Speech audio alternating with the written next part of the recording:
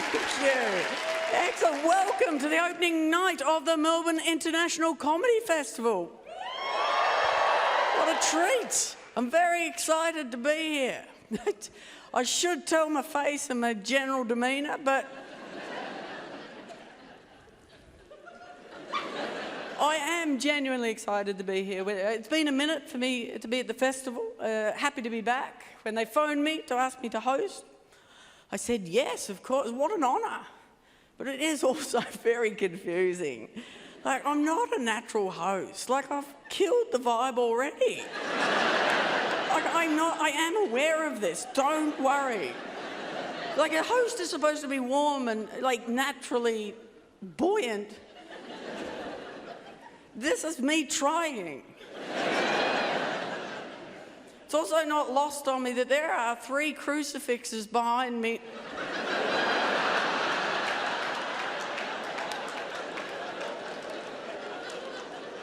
Feels too soon.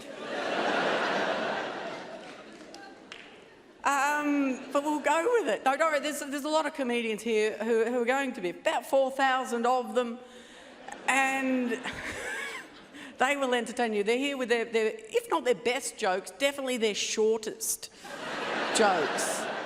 I got married. There we go. Thank you. Thank you very much. It surprised me too. Look, it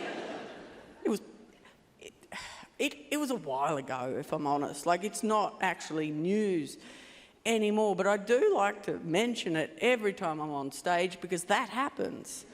Like, I get a free round of applause for nothing, and that appeals to me. It was a very steep learning curve for my spouse lady and I to organise a betrothal because neither one of us have spent any moment of our entire lives dreaming and fantasising about our most special day. I didn't see the point. It seemed like a monumental waste of my time because for most of my life it wasn't an option. So I grew up in a time when us gays weren't even allowed to adopt a highway. Much less marry someone we wanted to touch. So I don't like to waste time, so I didn't put any thought into my special day. Jenny is my spouse lady's name.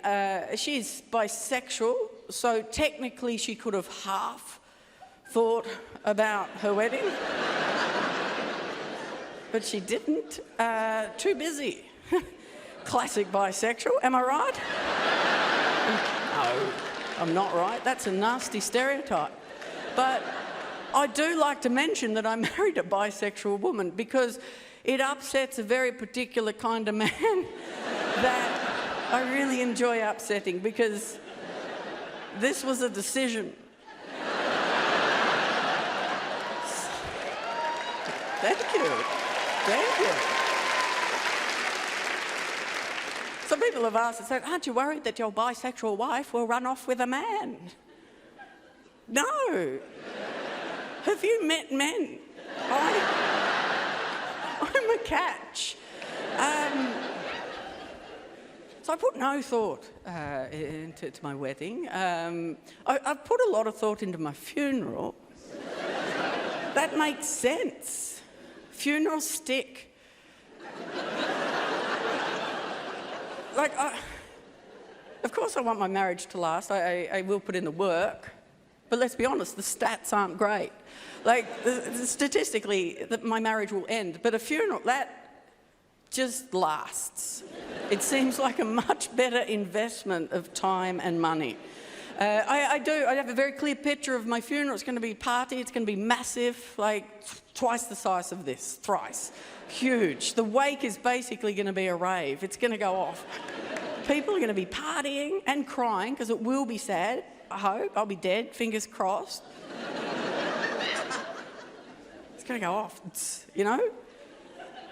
If you find yourself at my wake, and look, honestly, I will not be in charge of the guest list. Could not care less. But if you find yourself at my wake and it's not going off, do me a solid. Could you pump up the jam? Like, I would just get the party started because it is my dying wish to die doing what I love. And that's avoiding a party at all cost. There you go, thank you.